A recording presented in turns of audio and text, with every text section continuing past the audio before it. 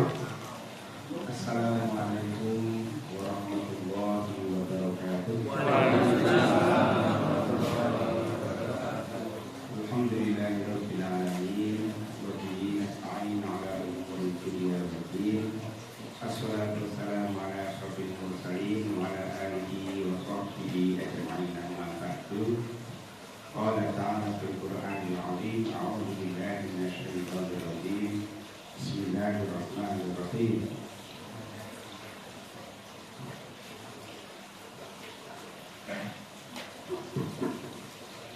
Qul law kana al-bahru midadan li kalimati rabbi lanafida al-bahru qabla an tanfada kalimatu rabbi walau ji'na bihi madada. Subhanallahul azim. Dan sama-sama kita mati Ustaz Profesor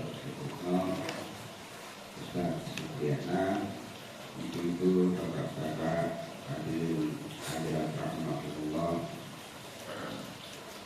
Alhamdulillah malam ini saya bisa bersilaturahmi dengan jamaah sekalian.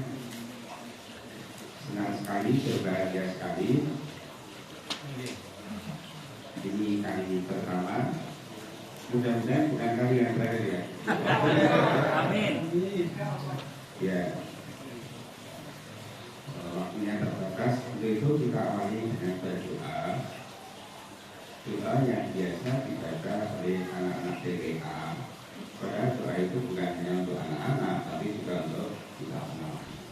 Mari kita melakukan doa.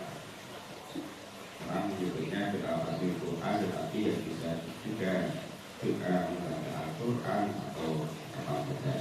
Untuk Allahumma amna bil Quran waj'alhu lana imaman wa nuran wa hudan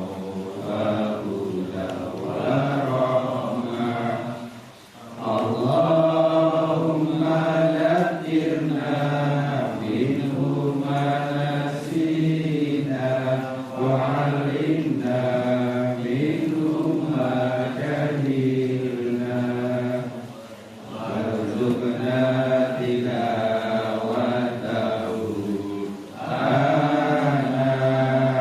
al-laili wa atrafan nahar waj'alhu lana hujjatan ya rabbal alamin.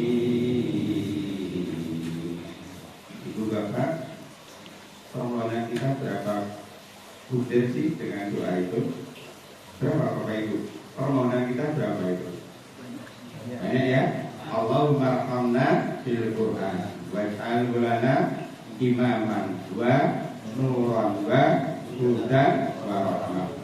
Allahumma zakirna min ma nasina wa 'allimna min ma jahilna warzuqna tilawatahu ana al-laili wa atrafana waj'alhu lana hujjatan. Jadi berapa?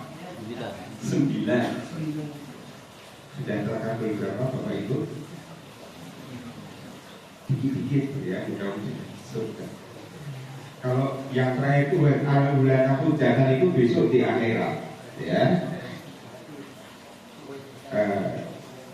Nabi sallallahu alaihi wasallam bersabda, Qulul Quran yaumal qiyamah hujjatan laka aw 'alaika. Besok di hari kiamat itu Al-Quran ada dua kemungkinan. Kemungkinan pertama sebagai penuntut dan kemungkinan kedua sebagai pembela. Nah, kalau kita berdoa begitu, mudah-mudahan kelak Al-Quran benar-benar menjadi pembela kita. Kok jadi pembela? Iya, nanti kita bersaksi di akhirat, ditanyain, Anda bersahabat dengan Al-Quran? Iya. Ngaji Al-Quran? Iya. Gimana? Ditebakkan Pak Presiden ada saksinya, kan ya? Anda beriman? Iya. Tapi kalau ditanya Anda beriman? Iya. Suka ngaji? Enggak. Suka ngaji? Bilangnya iya, tapi padahal enggak. Nah itu nanti Al-Quran akan menuntut. Bohong.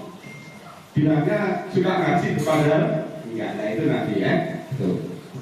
Tadi pada pembukaan saya hendakkan gambaran Al-Quran. Pulau kan al-bahru midatan di kalimat Rabbi lan bidal baru qabla tentang pada kalimat Rabbi walutina dimiliki madada. Katakanlah seandainya, nggak tahu seandainya dengan andai kata itu sama maupun betul ya? Sama, benar.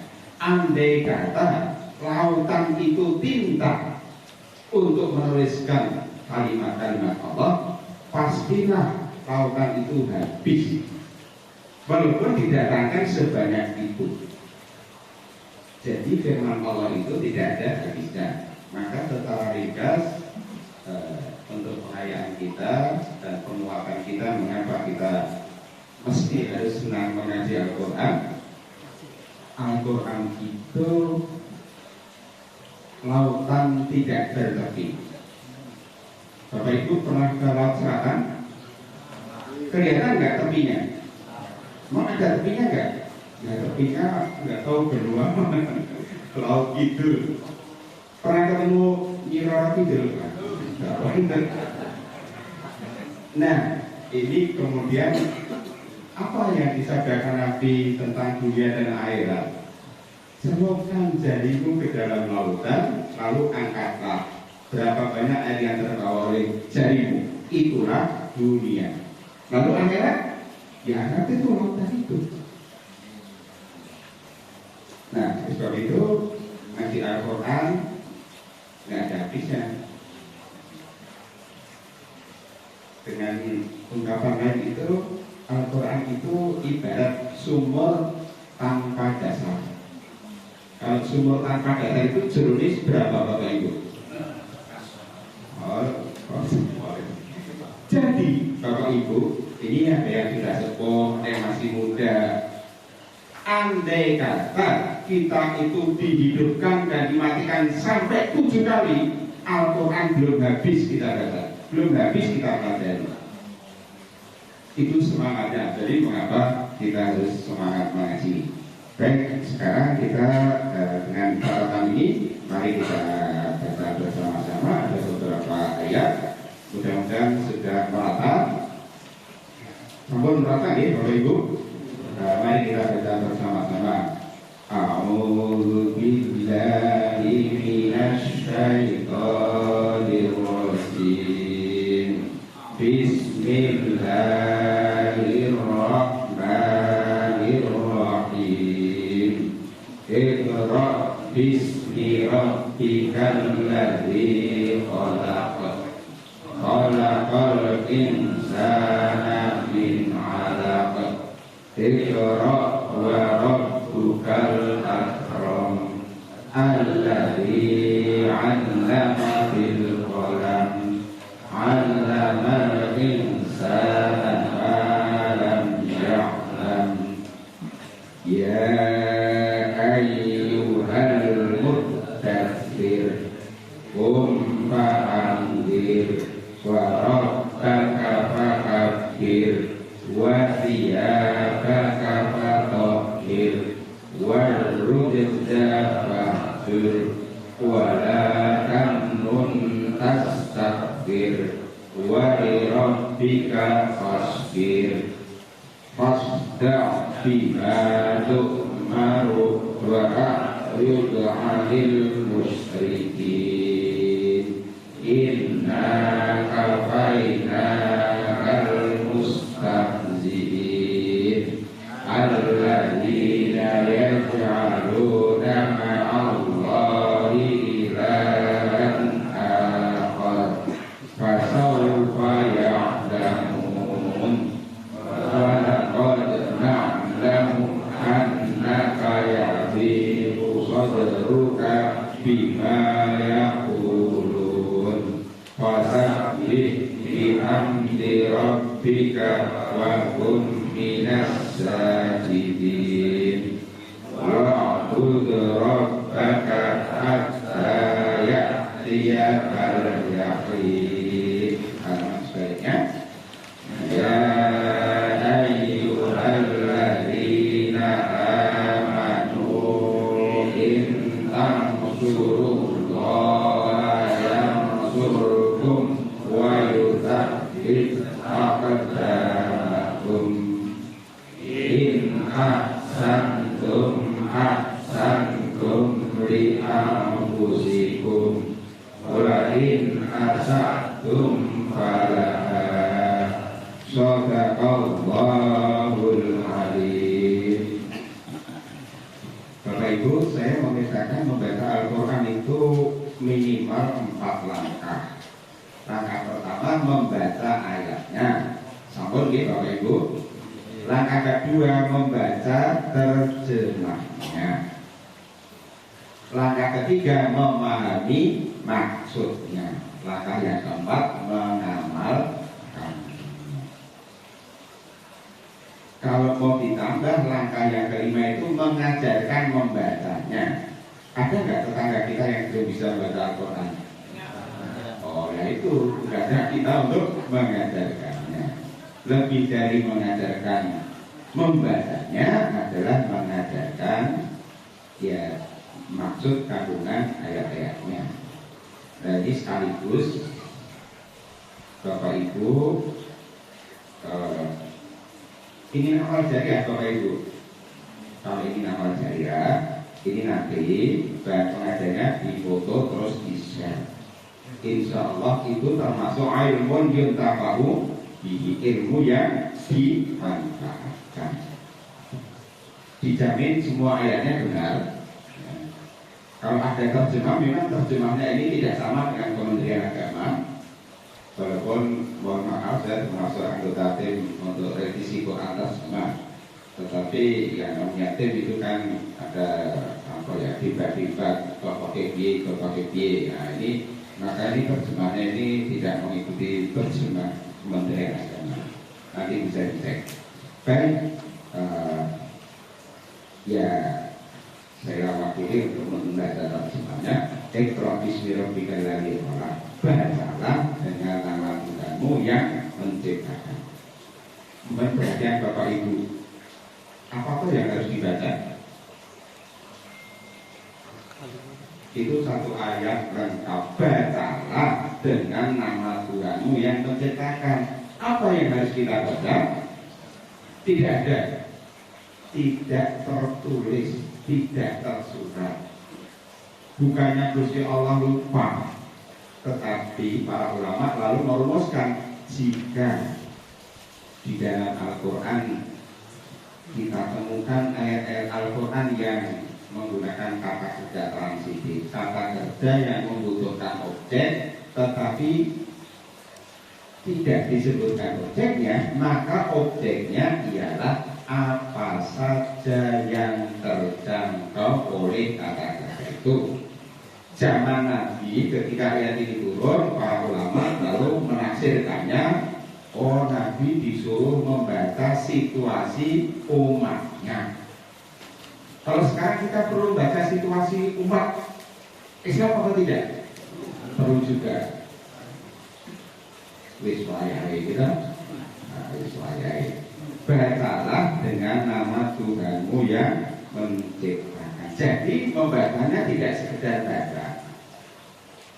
Kalau itu kita redaksikan dengan bahasa kita, bacalah dengan menyebut nama Bismillahirrahmanirrahim. Ada yang sempat itu sampai malam ini Bapak Ibu sudah baca WA berapa kali? Oh, ngorok dia. Ya pokoknya banyak. Mengapa membaca ini uniknya juga Bapak Ibu? Kok iya agama Islam diturunkan pertama kali bukan perintah sholat, bukan perintah zakat, bukan perintah puasa, tapi perintah membaca. Dasar sekali, ya.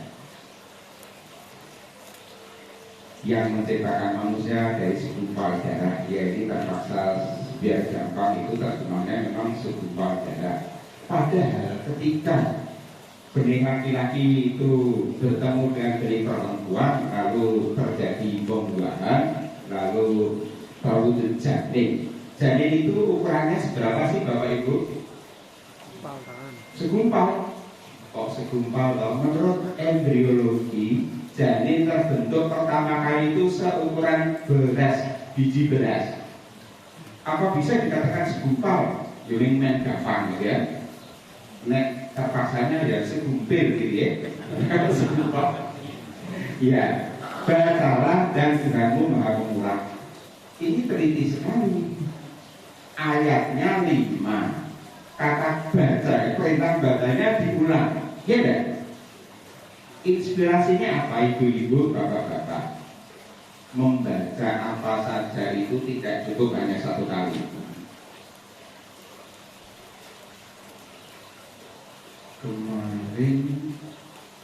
Kemarin Pak Anies itu kemarin atau hari ini ya, maksudnya begini, dia mengucapkan bela sungkawa atas meninggalnya Joko Boke, gitu ya. Terus di grup itu innalillahi wa inna ilaihi raji'un. Ini Joko Boke yang profesor, ketua KONI BG itu bukan itu yang pelukis lah.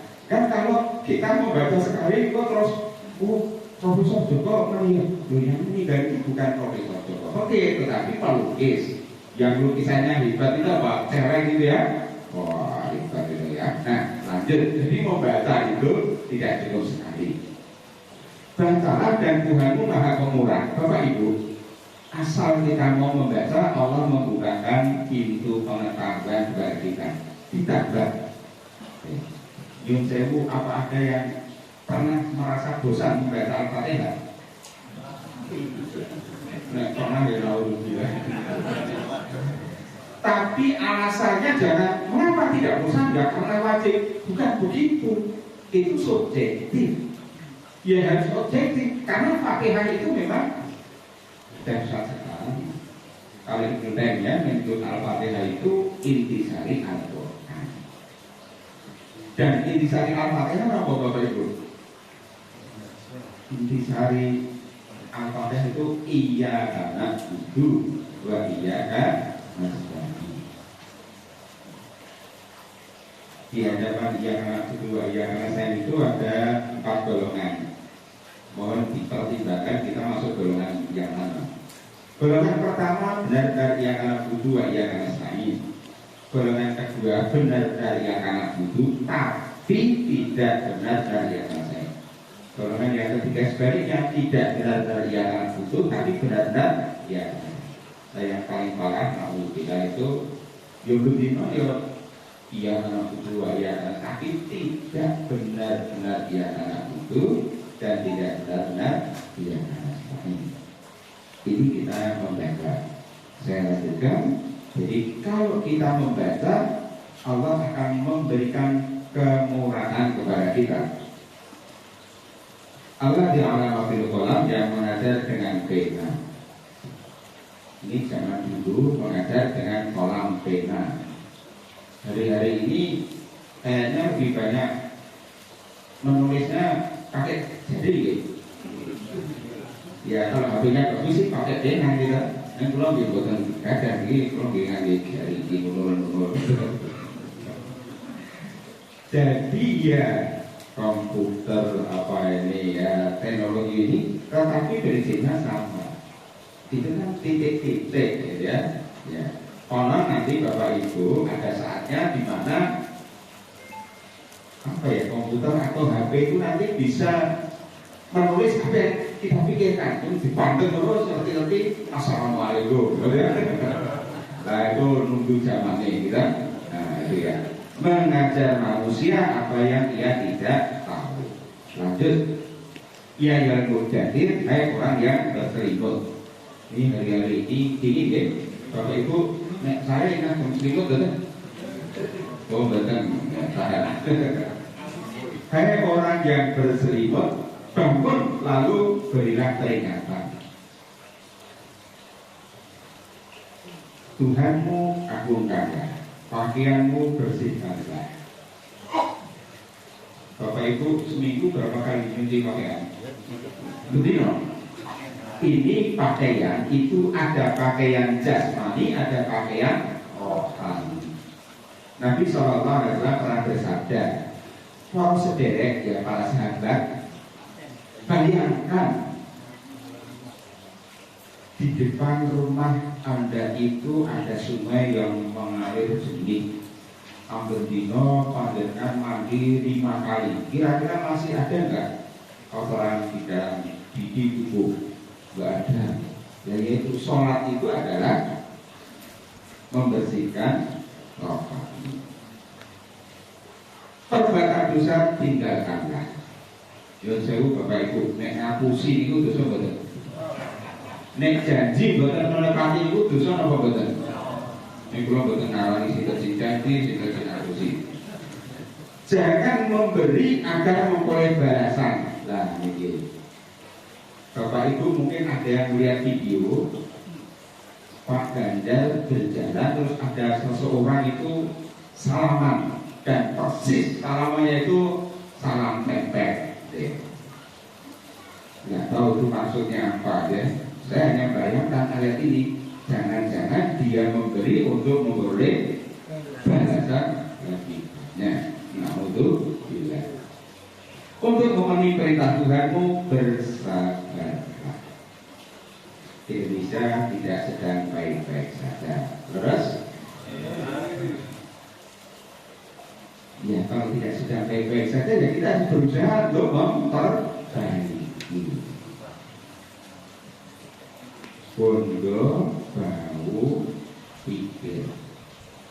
Kalau bisa dengan bondo, kalau nggak bisa dengan bondo ya dengan bau. Nek baunya seperti Ustaz kita yang sudah sepuh mungkin ya sudah berkurang. Nek zaman normal ya mesti bak gitu.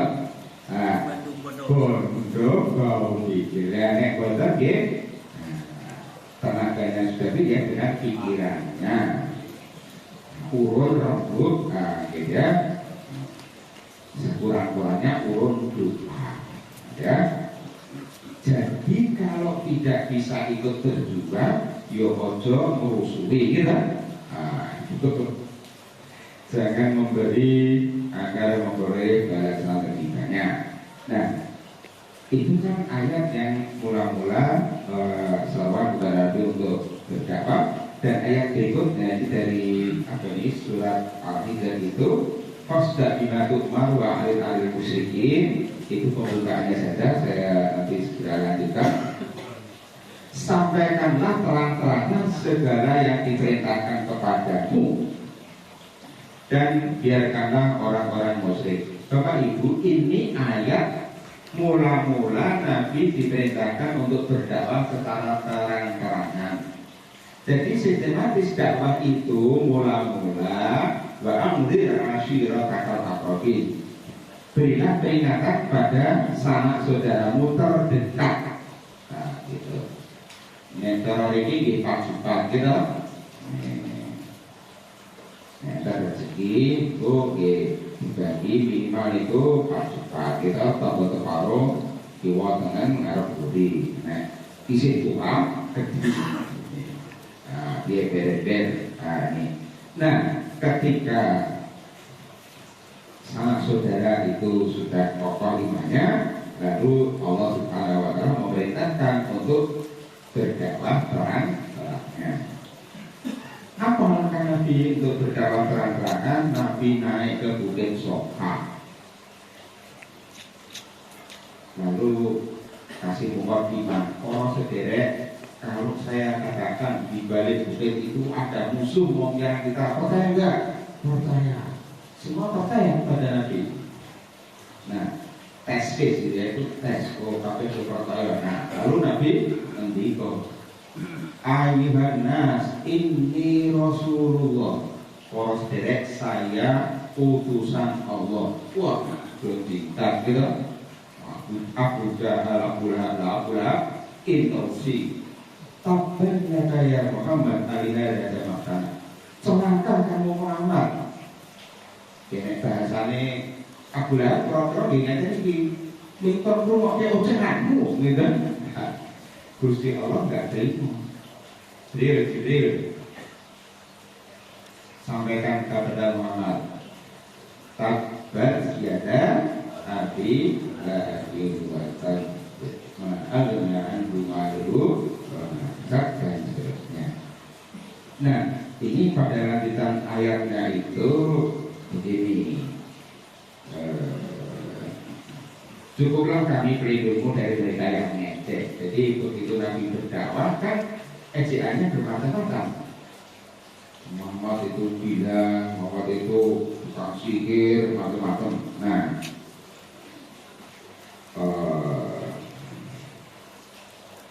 lalu orang-orang mempersekutukan Allah dengan sebaik dan akan segera memberikan akibatnya. Dan sungguh ini walaupun anak itu disodorkan, dan sungguh kami sudah tahu betapa sesak dadamu karena ucapan mereka. Ibu bapak nek itu rasanya gitu sesak gitu. Iya, kanjeng Nabi kan juga manusia, ya, iya sesak. Nah, kalau dionek-onek, bagaimana apa balas onek-onek? Sing waras ngalah. Nek zaman saat ini nek sing waras ngalah, engko dipimpin wong ora. Ya. Nah, dalam hubungan pribadi-pribadi, kalau ada yang onek-onek, bertasbihlah dengan memuji Tuhanmu. Itu kuncinya. Nah, berikutnya ini perjuangan kita semua. Ya alladzina amanu in tansurullaha yansurkum wa yuthabbit aqdamakum. Hai orang-orang yang beriman, jika kamu menolong perjuangan di jalan Allah, Dia akan menolong kamu. Ini redaksinya kalau pakai jika itu kan kalimat bersyarat gitu. Jika kamu menolong perjuangan di jalan Allah, Dia akan menolong kamu.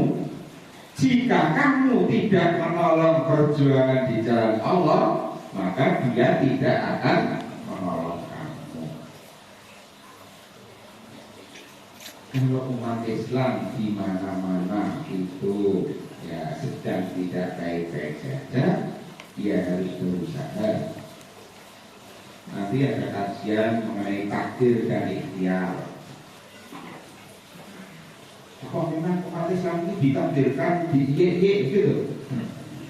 Ya tentu tidak. Innallaha la yughayyiru ma biqaumin hatta yughayyiru ma bi anfusihim. Sesungguhnya Allah tidak akan mengubah keadaan suatu umat, kaum, hingga saat itu berusaha untuk mengubah dirinya. Jadi Allah akan menolong perjuangan umat Islam kalau mereka benar-benar.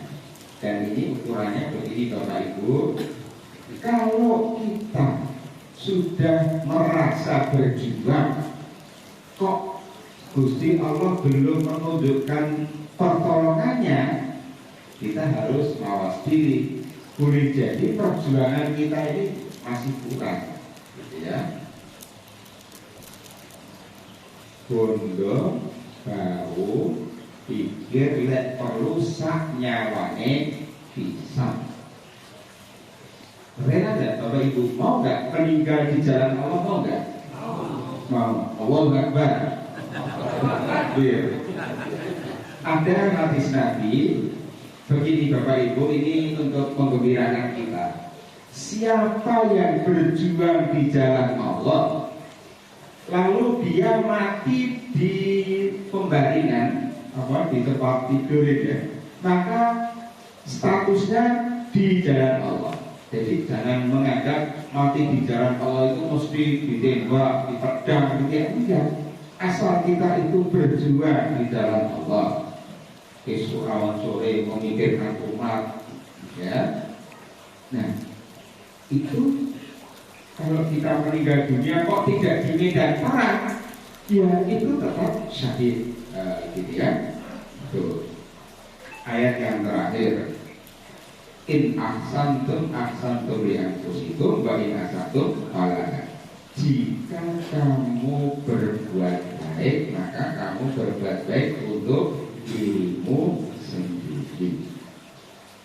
Dan jika kamu berbuat jahat, maka kejahatan itu atas dirimu sendiri. Faman ya'mal mithqala dzarratin khairan yarah, wa man ya'mal mithqala dzarratin syarran. Mundur waing kakati.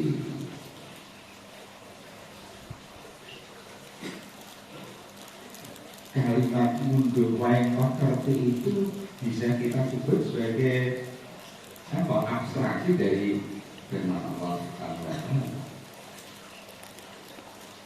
Ayat yang senada apa? Faman taqulat mawazinuhu bahwa fi 'isyatin radiyah wa amma man khaffat mawazinuhu fa ummuhu ya.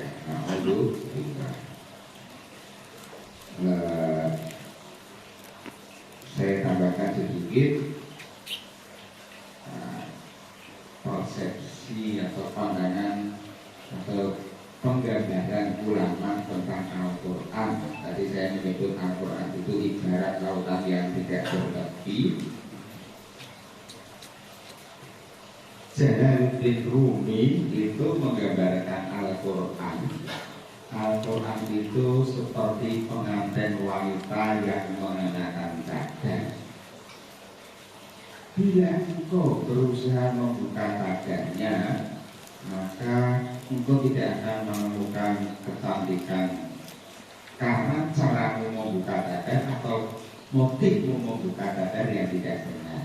Tetapi kalau Anda tulus dan ikhlas, maka pengantin yang berdadar itu akan membuka cadarnya tanpa atau paksa. Al-Quran itu akan menambahkan, akan membukakan makna-maknanya kepada kita ketika kita itu nawaidunya tulus ikhlas, nanti Allah akan membukakan, memandatkan ilmunya kepada kita.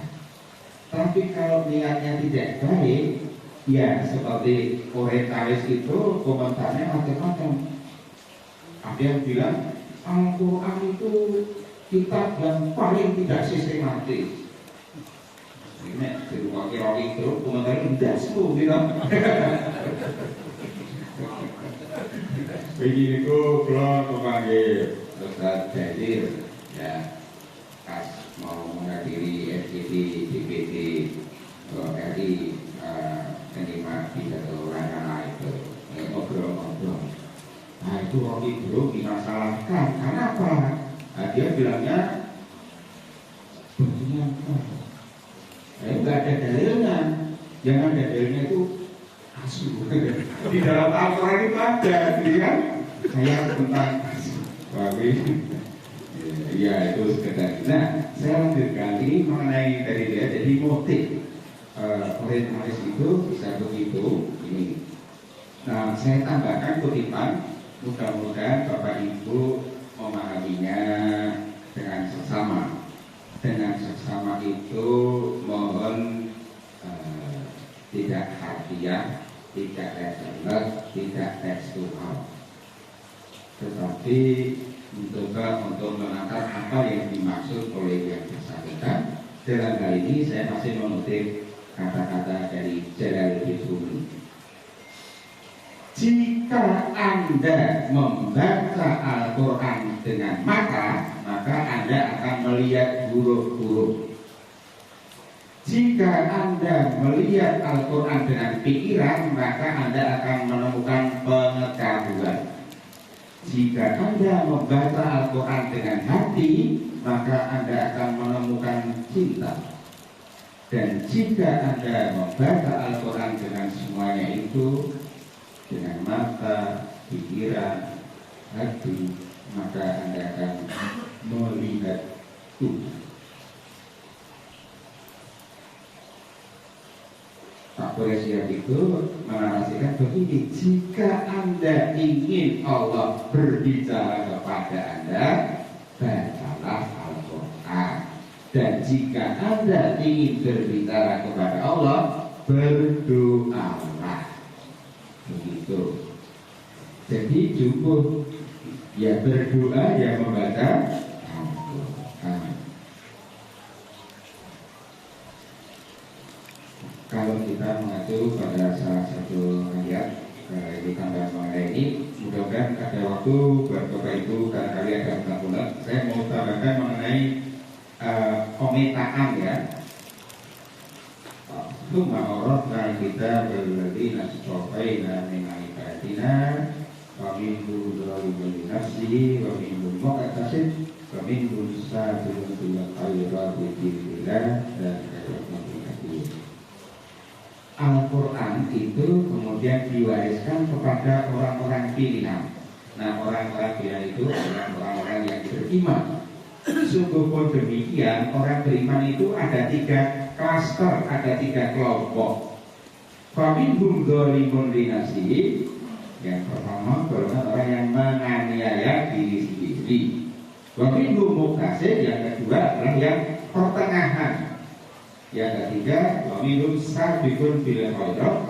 Yang ketiga itu yang mendahului yang lainnya untuk berbuat kebaikan. Kalau dihubungkan dengan berinteraksi dengan Al-Quran, ini kira-kira saja antara lain.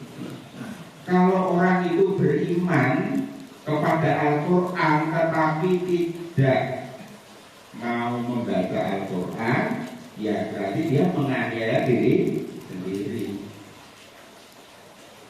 Kalau dia itu beriman dan mau membaca Al-Quran tapi tidak mempeng mengamalkan, yaitu tengah-tengah. Lah yang terbaik itu ya membaca, ya memahami dan mengamalkan. Demikian pengantar saya. Barangkali ada ya namanya unek-unek atau pertanyaan apa saja boleh berkaitan dengan ayat yang kita kaji atau yang lainnya. Monggo Bapak Ibu.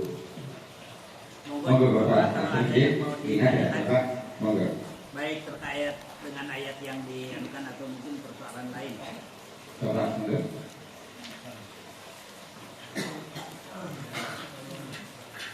Make. Ini ada.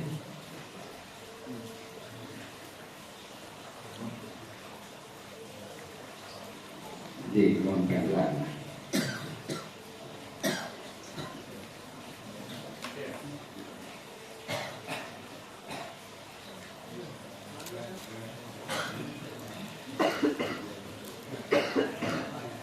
Monggo Bapak. Oh.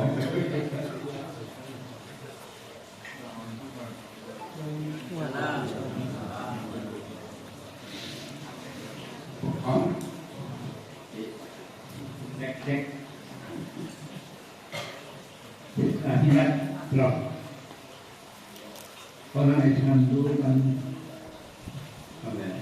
bermacam-macam dan ragam, apa ya? Masuk ada konservatif, liberal, kemudian apa itu? Saya nggak tahu ini. Nah, bagaimana kita agar umat Islam bisa bersatu dan berantara dan tapi berpuluh menyambungkan hati itu bagaimana kiat-kiatnya agar umat Islam bisa bersatu padu.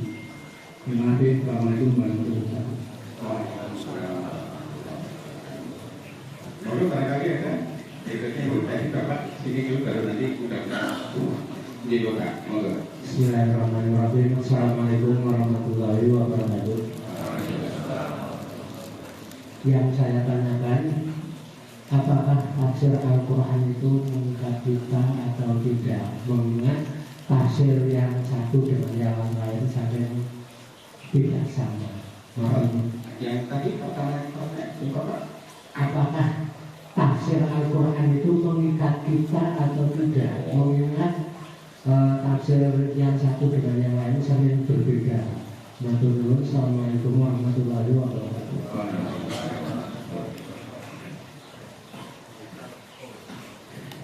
Jadi monggo ada Bapak. Oh ya boleh nanti baru. Mudah-mudahan. Terima kasih. Pertanyaan saya, Rasulullah atau Nabi Nabi itu kan mendapatkan wahyu pertama di dua kira dan Iqra dan Ina. Pertanyaan saya, sebelum Rasulullah itu mendapatkan wahyu, dari mana Rasulullah itu mendapatkan pengetahuan tentang ketakwaan, tentang agama, tentang hal lain yang itu bersifat baik, sehingga kalau Rasulullah mendapatkan wahyu pada saat umur berapa nih 40 gitu. Berarti kan mungkin kalau orang-orang kritis berpikir sebelumnya emangnya beliau itu siapa? Terima kasih Ustaz. Jadi, dan apa itu? Matur nuwun yang pertama, penjelasan Bapak tadi terlalu kilat ya, sehingga saya nulis tidak ketinggalan. Mohon nanti diulangi pendapat Bapak Kures Shihab. Kalau intinya berdoalah sama gimana tadi ada doa. Kemudian yang kedua, saya potongan ayatnya lupa, tetapi maksudnya bahwa Al-Quran itu kan sebagai obat. Itu maksudnya apakah kaitannya dengan rohani, dengan membaca Al-Quran, memahami dan sebagainya sehingga rohaninya sehat, atau bisa misalnya sakit tipes diobati dengan membaca Al-Quran. Maka di Natarun cukup ya. Ya, saya berusaha untuk menjawabnya seringkas mungkin, tapi mudah-mudahan jelas. Pertama, umat Islam itu banyak golongan, dan Nabi sudah pernah bersabda, "Satafariqu ummati ila bid'in syubbatan." Umatku akan terbagi menjadi 70 sekian golongan,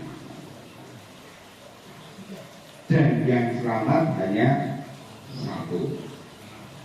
Tapi ada riwayat yang sebaliknya, umatku terbagi menjadi sekian, ya, 70 sekian golongan, yang tidak selamat satu. Berarti yang selamat banyak. Nah, kalau ada sebutan Islam liberal, Islam radikal, Islam fundamental, Islam macam-macam itu, saya mengajak Bapak Ibu untuk Islam sebagaimana diturunkan Kanjeng Nabi Sallallahu Alaihi Wasallam. Kalau ada ulama yang berkata begini, umat Islam sekarang dibandingkan ulama terdahulu nggak bisa mengungguli, oleh sebab itu umat Islam harus ikut ulama, harus bermadhab. Saya balik bertanya, madhabnya kan dengan dia, kan itu kan? Nah, memang Al-Quran juga mengisyaratkan Bapak Ibu, kullu hizbin bima ladayhim farihun. Masing-masing kelompok itu cenderung untuk bangga dengan kelompoknya, betul? Ya betul, itu firman Gusti Allah. Ini kampungnya nomor ini Sari, bahkan betul dengan Sari. Romo Sari nomor Sari lagi. Apa tidak pindah? Tidak. Lah iya, tetapi yang tidak boleh itu fanatik, iya, yang tidak boleh itu fanatik buta. Nah, ampun pecah besar dari bumi gede, jangan begitu, ya. Nah, itu maka kuncinya apa untuk mempersatukan? Kuncinya itu ketulusan. Wa ma umiru illa liya'budullaha mukhlisina lahu-d-din. Apa itu bingkainya yang lebih mudah, inna sholati wa nusuki wa mahyaya wa mamati lillahi rabbil alamin.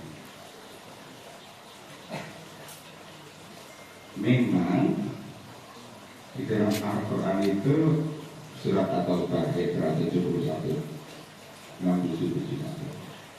ini kalian jadi orang-orang munafik menurut Al-Quran itu saling tolong menolong, yang muruna bil munkari wa yanhauna 'anil ma'ruf. orang-orang munafik itu kerjanya amar mungkar nahi ma'ruf, mengajak berbuat yang jelek dan mencegah perbuatan yang buruk. Ada nggak orang yang begitu? Ya, saksikanlah itu orang munafik. Sedangkan orang-orang yang beriman amar ma'ruf nahi mungkar, kan tegas, ya. Nah, yang kedua, tafsir itu mengikat atau tidak? Saya ingin memberikan definisi tafsir yang seringkas-ringkasnya. Kok seringkas-ringkasnya? Ya, mengumpuli ringkasnya pendapat ulama. Wali-wali ini ya apa? Tafsir ialah dua pemahaman ayat Al-Quran yang diungkapkan. Kalau begitu Bapak Ibu boleh nggak mengungkapkan pemahaman atas ayat Al-Quran? Dan yang kita menjalani hidup ini kan dengan panduan Al-Quran, kan gitu ya? Nah ya boleh. Nah menurut Aisyah Abdurrahman bintu Sa'id, yang tidak boleh itu bukan tidak boleh ya, tetapi yang tidak boleh kalau semua yang kita pahami langsung kita sebarluaskan. Jangan-jangan penafsiran kita itu tidak tepat. Kalau ada penafsiran yang benar, berarti ada penafsiran yang tidak benar atau salah, kan gitu ya. Nah, ngukurnya benar atau salah bandingkan dengan pesan-pesan ayat Al-Quran yang lain. Kan apa istilahnya, ya saya ambil contoh saja. Contohnya itu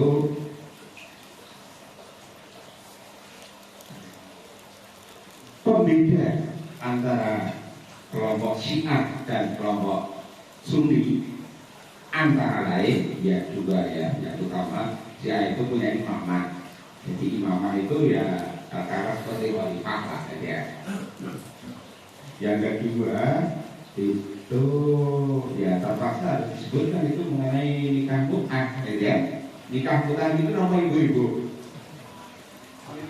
Nikah mu'aqqadah, nikah kontrak kawin, kontrak kata-katanya enak ya. Ya yang memang nikah untuk waktu tertentu. Ya ayatnya memang ada pemestam takul bina ya Ustaz ya. Tapi itu para ulama selain Syiah tidak memahaminya itu bernikmat-nikmat dan perempuan, karena nikah mut'ah itu tidak pakai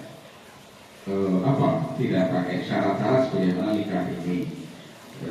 Nah itu contohnya. Jadi, nah kembali itu kan tafsir ya. Jadi baik. Jadi, nah kalau begitu tafsir itu mengikat atau tidak? Mungkin harus dikatakan mengikat ilmu menafsirkan, ya kan?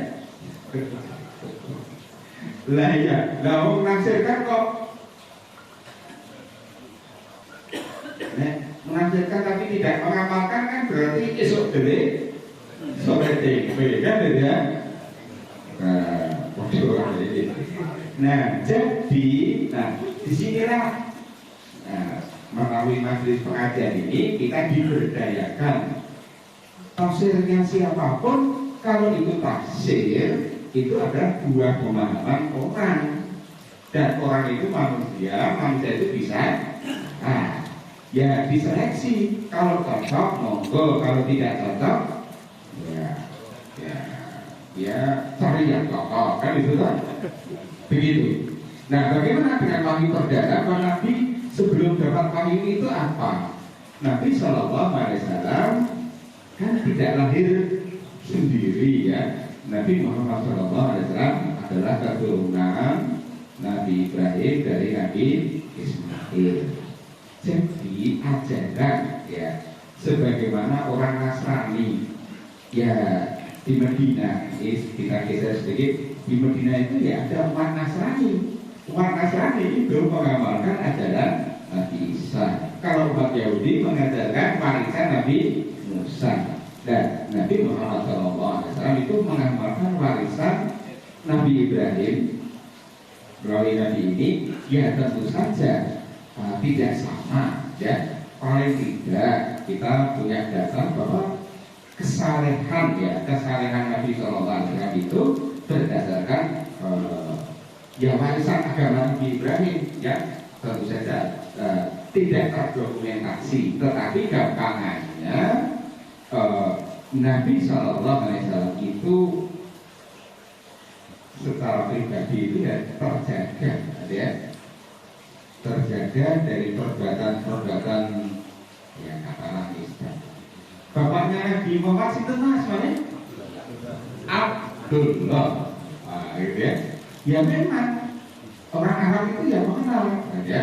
Jadi kita tidak membayangkan bahwa Nabi Muhammad diutus pada bangsa Arab Jahiliyah bukan berarti sama sekali bodoh, ya. Ini. Nah, sebelum Nabi mendapat wahyu di Gua Hira itu ada wahyu, Nabi mendapat mimpi-mimpi yang ya harus saja Nabi yakin benar, ya kalau itu baik, itu.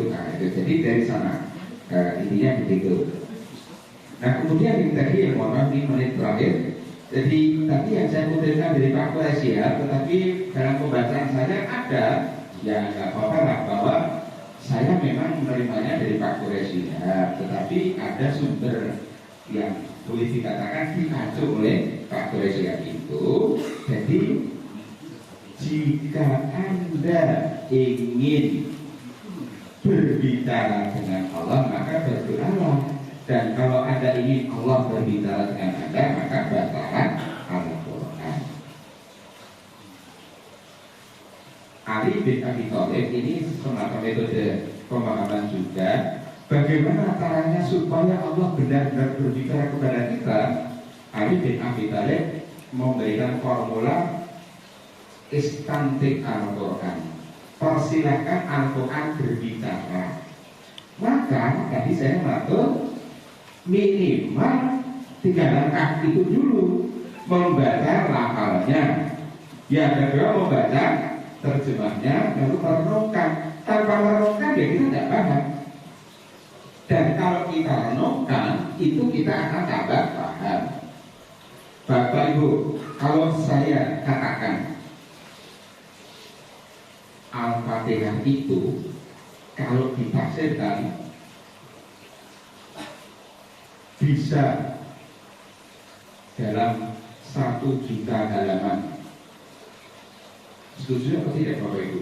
Al-Fatihah kalau ditafsirkan itu bisa lebih dari 1 juta halaman. Bapak Ibu setuju tidak?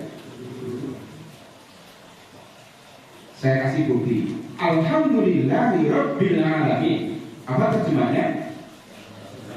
Segala puji bagi Allah, Tuhan pemelihara semesta alam. Nah, tafsir Alhamdulillah Rabbil Alamin, sebutkan apa saja yang ada di dunia. Betul itu. Penduduk Indonesia kita tadi 275 juta. Yang punya KTP berapa? 200 juta. Dan 200 juta CV-nya saja sudah berapa halaman kan gitu kan? Loh kita ini termasuk yang dipelihara Allah apa bukan? Gitu. Nanti kalau ditambah, ini kan sebutkan manusia di dunia, kemudian sebutkan ikan di laut. Kayak Jokowi. Ya begitu ya. Jadi makanya tadi saya katakan Al-Quran itu nggak ada habisnya. Ya. Ini diteruskan tekan subuh. Demikian Bapak Ibu, mohon maaf. Mudah-mudahan lain kali saya bisa bersekali lagi. Sekali lagi mohon maaf, terima kasih atas perhatiannya. Assalamualaikum warahmatullahi wabarakatuh.